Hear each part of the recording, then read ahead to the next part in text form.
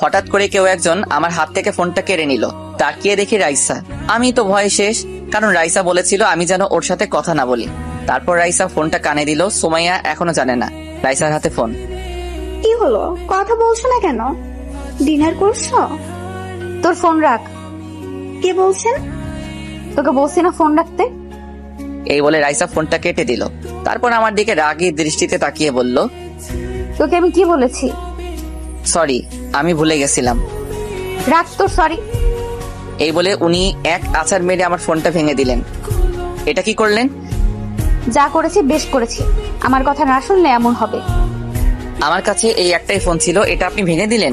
এখন আমি বাড়িতে কিভাবে কথা বলবো? আমার কথা শুনলি না কেন? আমি কি জানতাম নাকি উনি ফোন দিয়েছেন? চুপ কর, এখন চুপচাপ ঘুমিয়ে পড়। তারপর উনি চলে গেলেন। আমি ফোনটা হাতে নিয়ে দেখতে লাগলাম ঠিক হবে কিনা। না, হবে না, একেবারে দু টুকরো হয়ে গেল। আমার এত স্বাদের ফোনটা ভেঙে দিল। এখন আমি আরেকটা কিভাবে কিনবো? হাতে টাকাও তো নেই। তারপর সারা রাত ঘুমাতে পারিনি। না, এখানে থেকে পড়ালেখার পাশাপাশি আমাকে কোনো কাজ করতে হবে। কালকে কলেজ ছুটির পর দেখি কোনো কাজ পাই কিনা। আজানের শব্দে ঘুমটা ভেঙে গেল। ফজরের আজান দিচ্ছে। তারপর উঠে মসজিদে চলে গেলাম। নামাজ পড়ে বাসায় চলে আসলাম। বাড়িতে কথা বলতে ইচ্ছে করছে, কিন্তু পারছি না। কিভাবে বলবো? মোবাইল তো ভেঙে ফেলছে। কিছুক্ষণ পরে আন্টি নাস্তা খাওয়ার জন্য ডাক দিল। মনটা খারাপ করে খাওয়ার টেবিলে বসে রইলাম।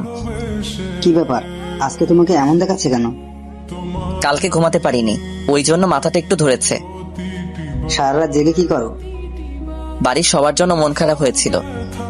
তাহলে ফোন করে বাড়িতে কথা বলো, তোমার ভালো লাগবে। জি আঙ্কেল, বলবো। রাইসা কিছু বলছে না, চুপচাপ খাচ্ছে। আমি হালকা একটু খেয়ে চলে আসলাম। যে করে হোক আমাকে একটা কাজ জোগাড় করতে হবে। তারপর কলেজে যাওয়ার জন্য নিচে এসে রাইসার জন্য দাঁড়িয়ে রইলাম। কিছুক্ষণ পরেই ও নেমে আসলো। তারপর গাড়িতে উঠে বসলেন, আমিও উঠলাম।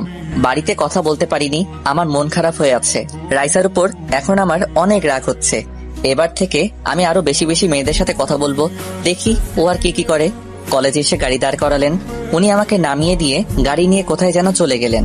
তারপর আমি আমার ফ্রেন্ড সাখাওয়াতকে খুঁজতে লাগলাম। পেয়েও গেলাম। কিরে, তোর মোবাইলে এতগুলো কল দিলাম, আর বলিস না, কালকে রাতে যা হলো সব বললাম। মোবাইলটা ভেঙে ফেলেছে? একেবারে দুভাগ হয়েছে। বুঝলাম ও এমন করলো কেন। তুই না বুঝলেও আমি বুঝে গেছি ও কেন এমন করেছে। কি বুঝলি? আরে গাধা, ও তোকে ভালোবেসে ফেলেছে, যার জন্য কোনো মেয়ের সাথে তোকে সহ্য করতে পারে না।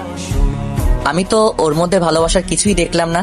ও তো আমাকে সহ্য করতে পারে না, সব সময় আমার উপর রেগে থাকে। এটাই তোর ভালোবাসা। এখন থেকেই ও তোকে শাসনে রাখছে, সময় হলে ঠিকই বুঝতে পারবি। তোর কি মনে হয় ও আমাকে ভালোবাসলেও আমি ওকে ভালোবাসবো? না। কেন বাসবি না? ও কি দেখতে খারাপ? দেখতে খারাপ হবে কেন? ওনাকে যে বিয়ে করবে সে সবচেয়ে ভাগ্যবান হবেন। তাহলে তোর প্রবলেম কোথায়? ওনার সাথে আমার আকাশ পাতাল তফাৎ। আমি ওনাকে জীবনেও সুখী রাখতে পারবো না। তোর কি মনে হয় উনি এই রাজপ্রাসাদ ছেড়ে আমার সাথে ঘুরে ঘুরে যাবেন? কথাটা তুই ঠিকই বলেছিস। আমার তো মনে হচ্ছে উনি তোকে সত্যিই ভালোবাসেন। আচ্ছা, এখন এসব কথা বাদ দে। দোস্ত, আমার না একটা কাজ লাগবে। কি কাজ করবি? যে কোনো কাজ হলেই হবে। আচ্ছা, আমি দেখছি কিছু করতে পারি কিনা। ধন্যবাদ দোস্ত। এখন চল ক্লাসে যাই। আজকে তো রাইসাকে দেখছি না। আমাকে কলেজে নামিয়ে দিয়ে উনি আবার কোথায় যেন চলে গেলেন। হয়তো কোনো দরকারি কাজ পড়ে গেছে। হঠাৎই রাইসাকে গাড়ি নিয়ে কলেজে ঢুকতে দেখলাম। ওই দেখো চলে এসেছে। দেখতে পাচ্ছি। গাড়ি থেকে নেমে উনি সোজা আমার কাছে আসলেন। ক্লাসে না গিয়ে এখানে আড্ডা দিচ্ছিস? কই আড্ডা দিচ্ছি? চুপ, মুখে মুখে কথা বলিস। বিশ্বাস না হলে ওকে জিজ্ঞাসা করেন। পিছনে তাকিয়ে দেখি সাখাওয়াত নেই, চলে গেছে। কাকে জিজ্ঞাসা করব? এখন চল ক্লাসে আয়।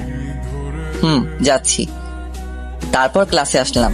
রাইসা আমাকে বলল, ওই টেবিলে গিয়ে বসে থাক, কোনো মেয়ের আশেপাশে যেন না দেখি। বসলেই সমস্যা কি? একথা বলতেই উনি আমার দিকে চোখ বড় বড় করে তাকালেন। কি বললি? আবার বল। না, কিছু না। আমি আর ওনার কথা শুনবো না, মনে মনে বললাম। আমি গিয়ে সুমাইয়ার পাশে বসলাম। এটা দেখে রাইসা রেগে টকবক করতে লাগলো, কিন্তু স্যার চলে আসায় কিছু করতে পারলো না। এদিকে সোমাইয়া তো অনেক খুশি হয়েছে আমি ওর পাশে বসেছি। হাই, কেমন আছো? ভালো আছি, তুমি?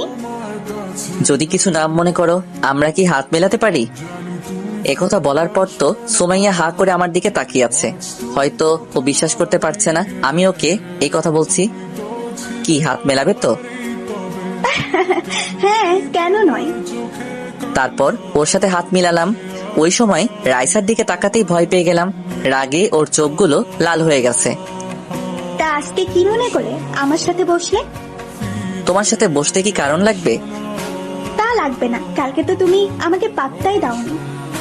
কালকে আমার শরীরটা খারাপ ছিল, তাই তোমার সাথে কথা বলিনি। ওকে, আমরা ফ্রেন্ড হতে পারি।